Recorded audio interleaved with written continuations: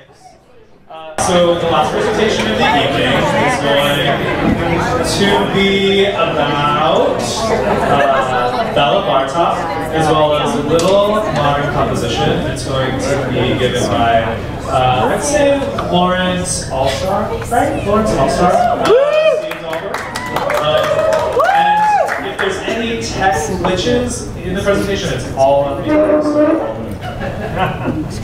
Okay, well, thanks everybody for staying. And I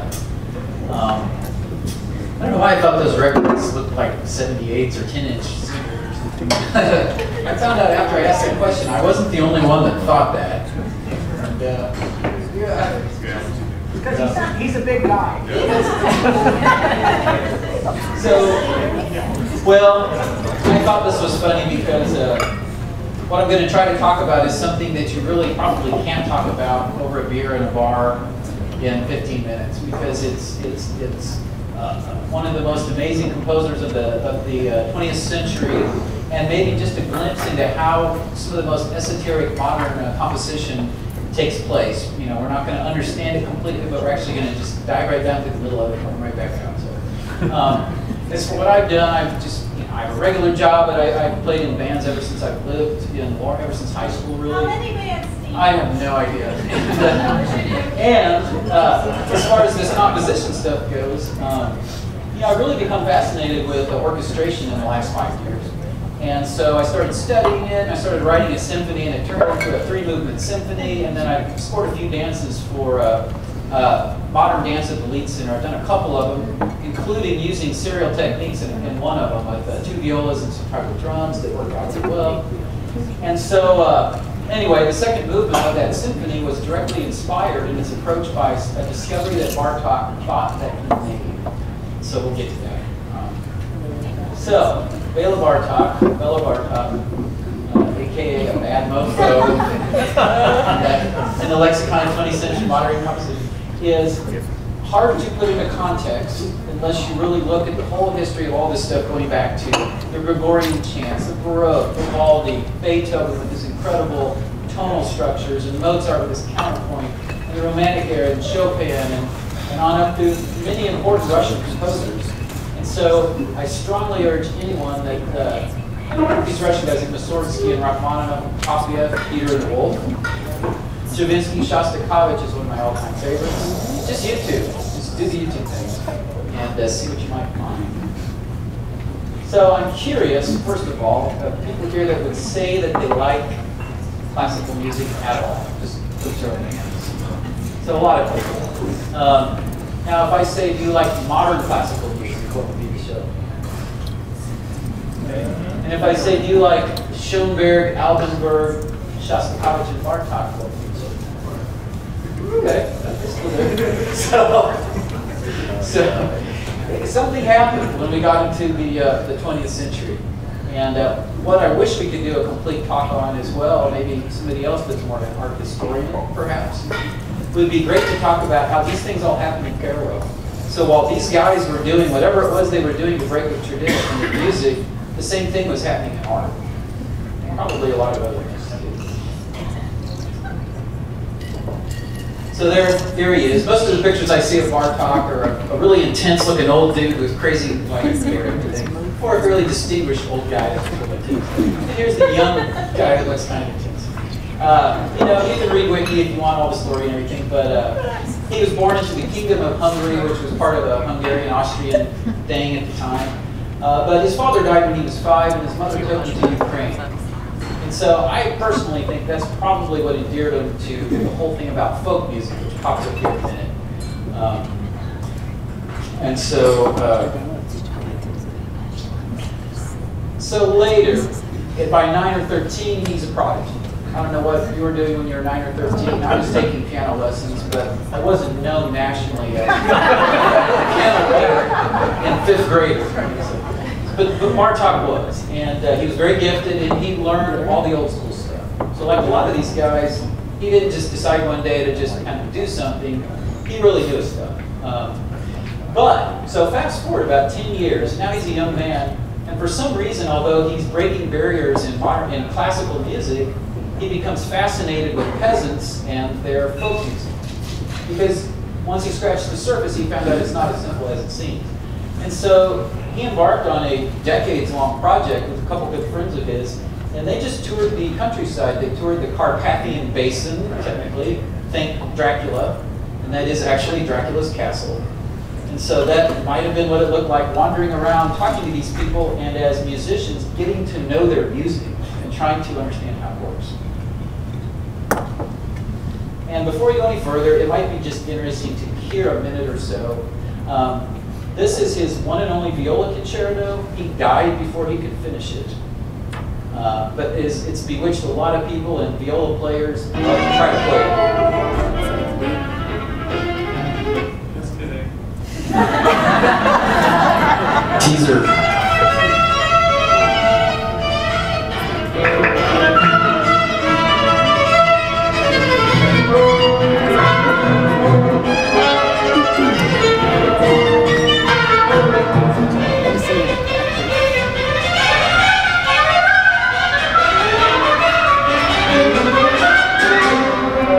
See if you can figure out what key this is in.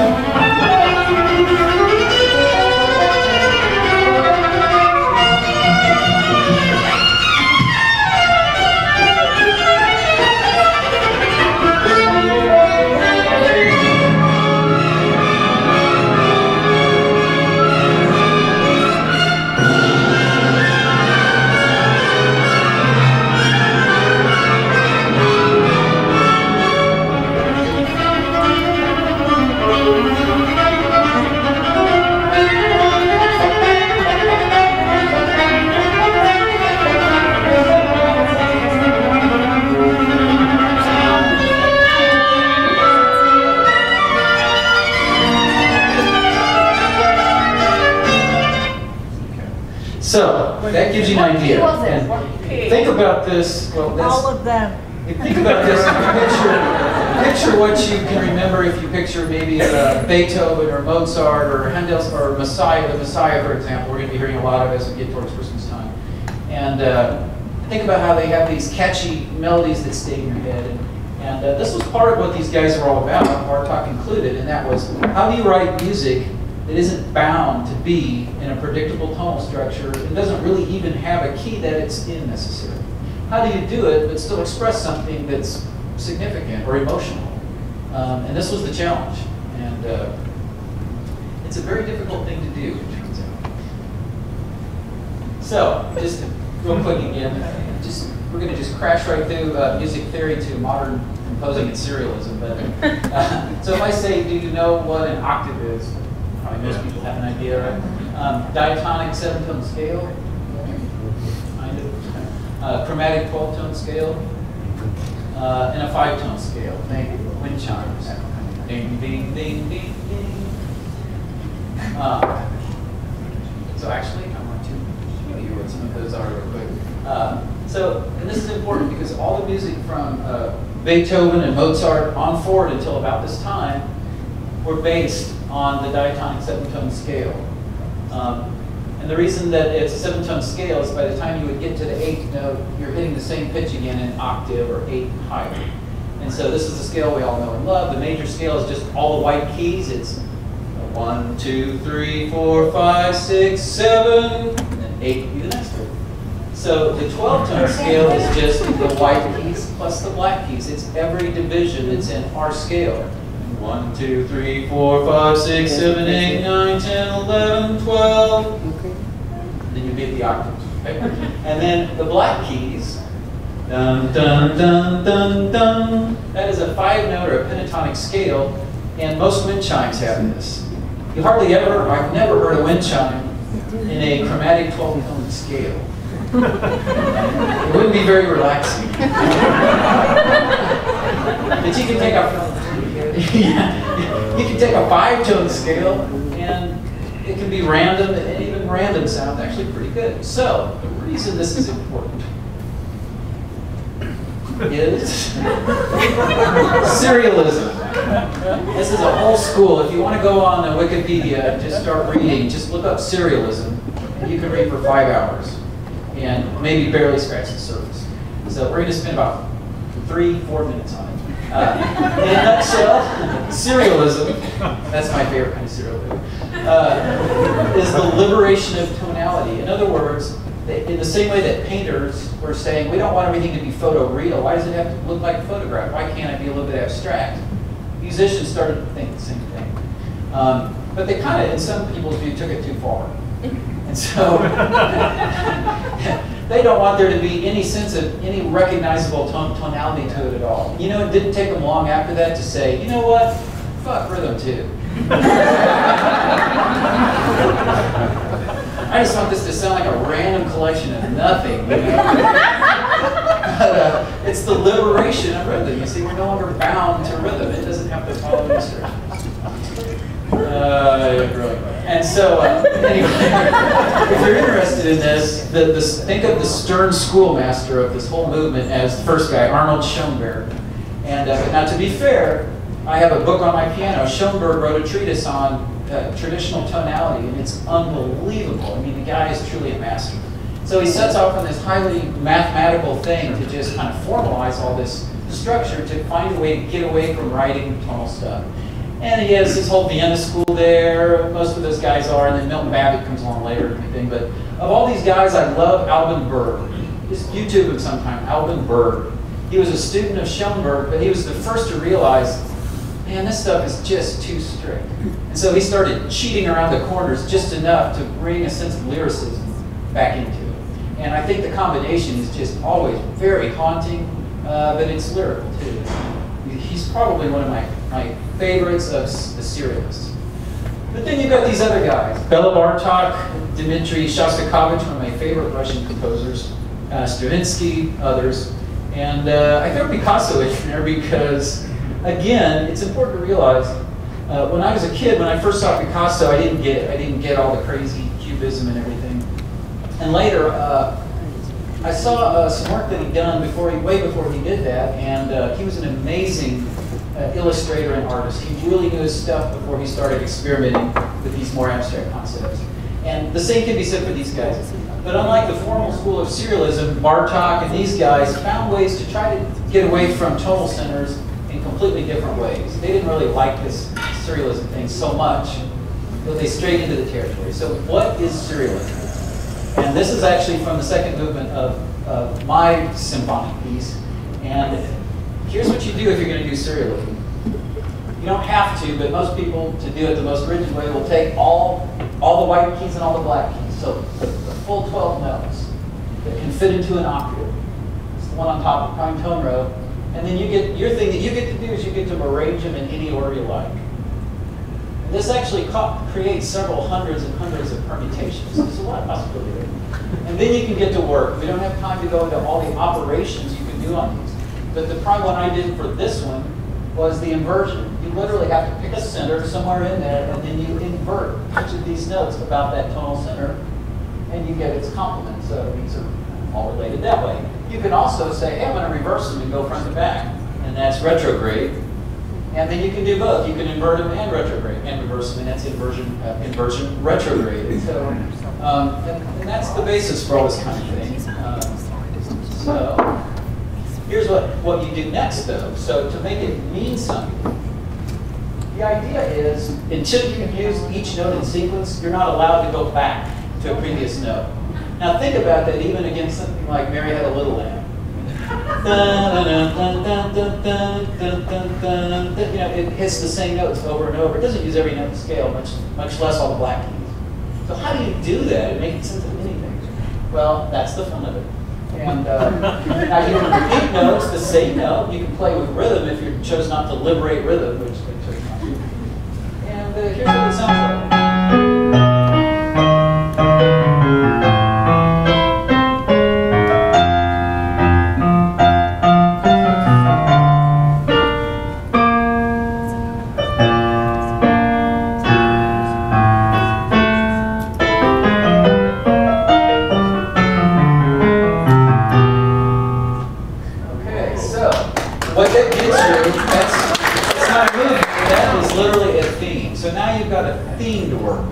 The theme of the second movement of this thing.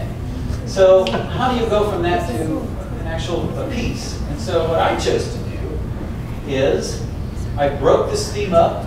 I just tore it right in half. Right click hits this, and that happens to be an F. And I chose that because I wanted to have a feel of a tonal center, kind of. And so F is that for mine. And I made that literally the main intro, and the end of it, the outro.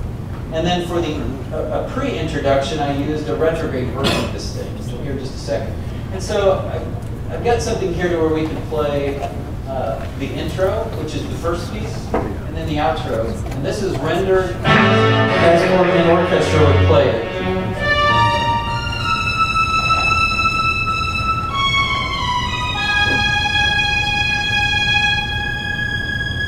Now this starts this orchestra.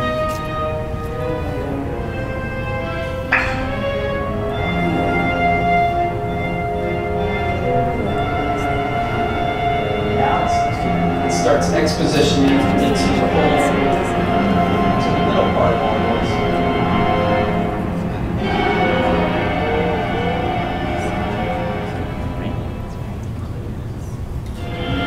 Now, the whole thing was done, and this is the very ending of it, after the climax and everything.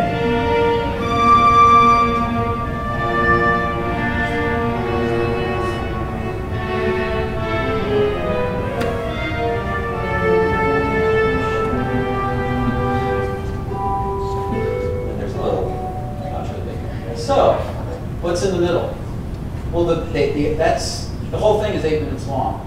So that's the intro and outro, or maybe 2-3 minutes. So what's in the middle is polymodal chromaticism. That's the fancy word that's in the title of this presentation. And this is something that Bartok invented, or he thought he invented. And the idea is he didn't like serialism, like we talked about. But here's where he made this what he thought was an amazing discovery. And here again, this is a guy that likes peasant music. He likes a lot of simple 5-tone and 6-tone scales, right? And in fact, this is just an example. But so this first scale there, if you just listen to it by itself, to me it sounds kind of Asian. It sounds kind of like na na na na na. It's very open, right? The second one, also not a full scale, really sounds kind of weird and haunting. It's like na na na na na na. What he discovered, or he thought he discovered, was if you put those two together, you can use them as counterposing forces, but as soon as they're juxtaposed, they actually make a 12-tone scale. They make all the white keys and all the black keys. And they can create a very non-tonal kind of feel, which you heard in that viola concerto. So, here's the thing. He thought he discovered this, but he's rampaging through the countryside, talking to all these peasants, learning their music, and he ends up on the island of the Dalmatian Islands. Not sure if that's what the dogs are named after, but it's spelled the same. And there, to his surprise, he finds that a common device in their peasant folk music is exactly that. They get these competing simple scales, and then at some point they combine them, and they end up with a very atonal feeling 12-tone scale. And he was shocked to think that the thing he thought he invented as a modern composer was right there in the shadow of Dracula's castle the whole time. So, what I did in mine can properly be thought of as cereal sandwich with cereal on the outside, the beginning and the ending, and the middle, the meat of it, is polymodal chromaticism. And that word means polymodal, the two different modes, the two simple scales, put together to make a fully chromatic or 12-tone scale. So, I thought that we... Yeah. Oh, first, real quick, I gotta explain. So, what I did for the meat of it to do my polymodal chromaticism was I did the retrograde. I talked about reversing it. I took these 6 guys in the middle and judiciously picked them, and I made one so-called hexachord, or a 6-note grouping. And then I did the complement of it, all the other 6 that it would take to complete a 12-tone scale, and that was the other. And if any of you play piano, you can think of it as maybe the left hand on the piano and the right hand on the piano. And then orchestrally, it's the low stuff and the high stuff. This is a section where the two sections are battling, the low and the high, and they each have their own time signature, which slowly merges until it meets and becomes one. And we'll hear just a sample of it.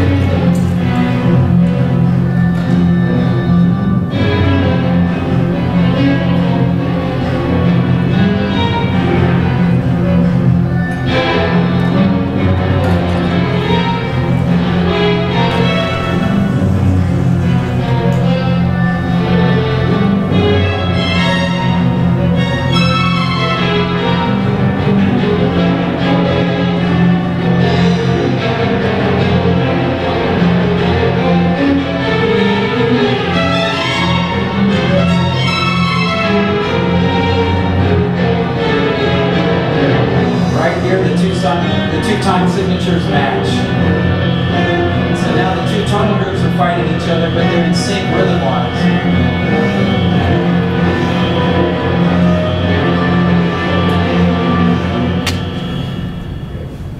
Then there is actually a pause in it of just a half a second.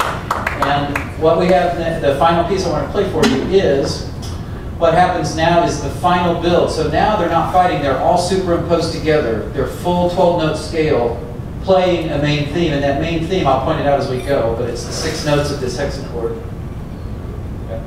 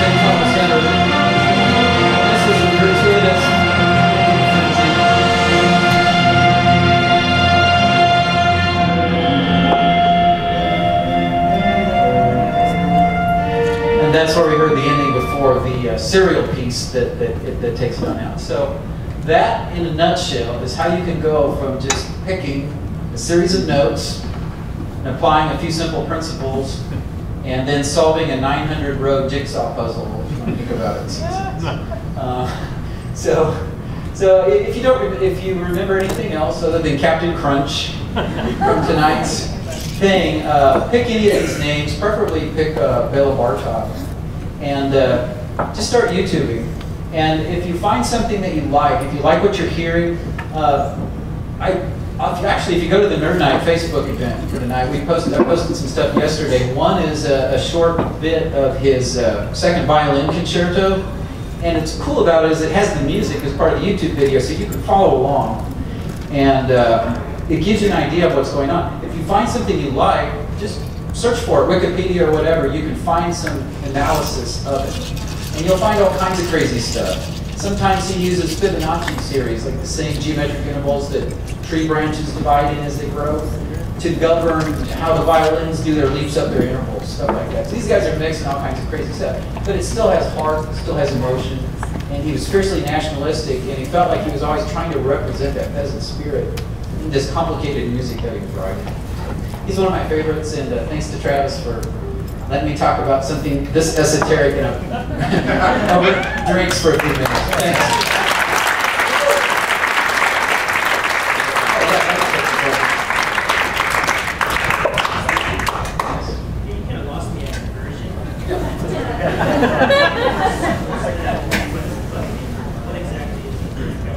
So the question was inversion, find it or not, but that'll work.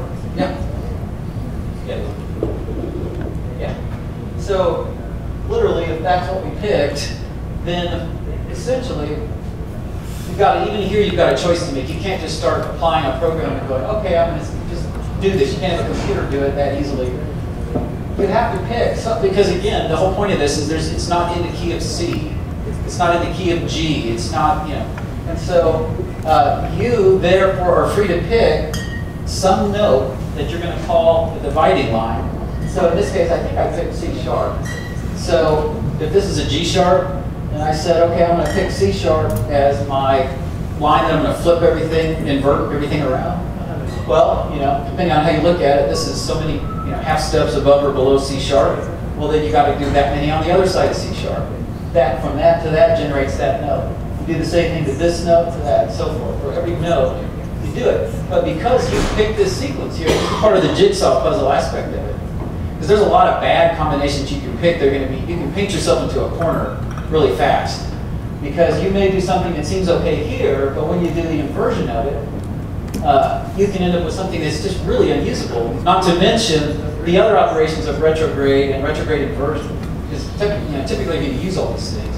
And one thing I didn't really talk about, if you go to the next slide, is harmonization. That's effectively what's happening here. I didn't really point this out, but to get this theme, the other thing that happened was not just varying where the notes fall before you can repeat them again and all that kind of stuff, but you can harmonize a row of itself by delaying it in time, if you can think of a clever way to make it harmonize.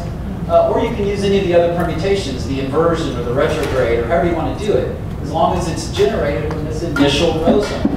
And so what I did here was, this is that prime tone row derived from up there, and this one here is the inversion of it. But I have choice in how I order these things. How long I can dwell on the same note for a long time if I want. I can go to the octave of it. Schoenberg wouldn't like that. You can't really even go to the octave of it, but screw that. And so that's called harmonization. So that has harmony in a sense because of so that makes sense? Briefly just mentioned computers. Are there computer programs that will compose the serial? Oh yeah. In fact, when I first started doing this, I spent so much time manually just like doing what I was talking about with that inversion. I mean, it's really time consuming, doing it on staff paper. And so I wrote a little simple, like a macro, I guess you'd say, to kind of do that automatically. And you can do that in the sequencing software that I use. If you're working with MIDI, then you can do macros. And so I literally did one to quickly generate what would the inversion be and what would the retrograde and the inverse of it be. And I could do it and listen to it and see if it even felt like it had some emotional possibility to it. But the problem is, the computer can't really do this. The computer can get from that top row to this row because it is a mathematical operation. I mean, if I said, yeah, just try to run C# and do it. But the computer can't make all the decisions. This right here, I don't know, that was probably a few weeks at least of trying stuff, playing on the piano and seeing if there's a way. And I don't think a computer can make all those choices. Whole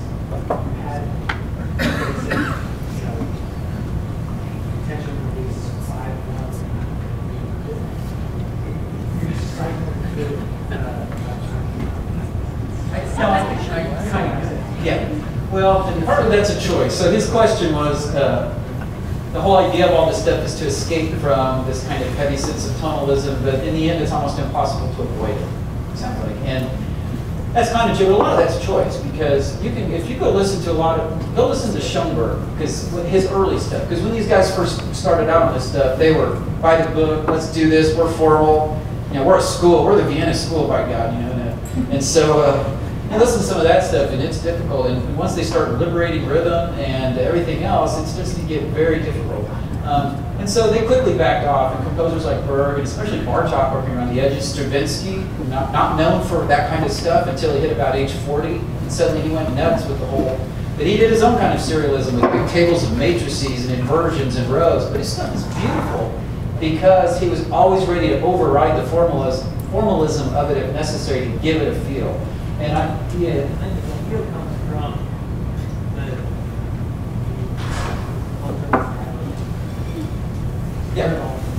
we've heard all these things before, but that's why I think I posted the Bartok thing on the Facebook thing. I had somebody the next day, somebody said something like, is that why it sounds so kind of dark and heavy and just, And some people listen to it and they go, I don't know. My parents listen to it, they just don't get it. But then they also wonder why anybody would ever paint a painting that doesn't look like photographs.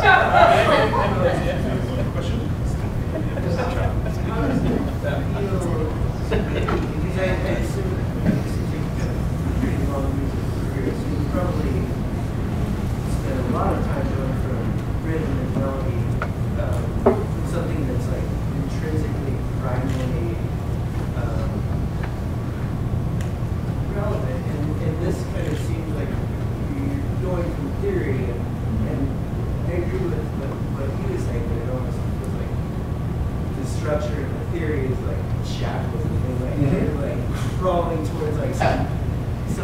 melodic and impactor. And the point is maybe why you do it, given all the.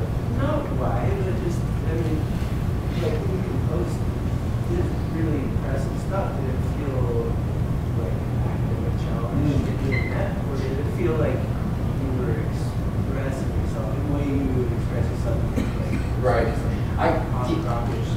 Yeah, which I love all that too. Yeah. And so the question is kind of, especially, and I would say this is true of all of us as listeners too, but especially if you've played music your whole life, and somebody did the evilest thing in the world when I was in junior high, and they taught me the E minor blues scale on guitar. Yeah. Oh my God! And if I have to fight to keep it out of my playing today because it's just so ingrained. And but when I did this. Yeah, it started as kind of an academic exercise because I needed to see how it all worked. And I'd actually played with some serialism before this, but what I found was, and this is a secret that I think a lot of creative people figure out at some point, is it turns out that when you impose constraints on yourself, even very strict constraints, it actually allows you to be more creative than when it's wide open. And I love the fact that, in fact, the thing is, you might understand this better if you listen to the whole 18-minute first movement, which is neoclassical. I have this endless fascination for melody and rhythm, and I can't stay away from it. It's very difficult. And the whole idea is that versus the modern thing. So this helps me, as it helps all these people and many composers in school right now, to a quick way to try to divorce your thinking from that stuff so you can think outside the box, basically. And in the end, yes, I felt like I was able to express myself. I work on these things so much now, and when I hear them, they have incredible emotional nuance, and they really express things that are relevant to me. It took a lot of work to get it there, but I didn't mind the work. And I think it's like anything. The more you listen to it, the more, if you listen to it on YouTube, you'll start to see there's a whole world there. It's like when you first look at an abstract painting, if you've ever only looked at literal paintings. But if you look at it for a while, like Picasso stuff, you start to see, oh my God, that's a guy at a table with a wine glass on the table, and there's violin music playing. You just know somehow.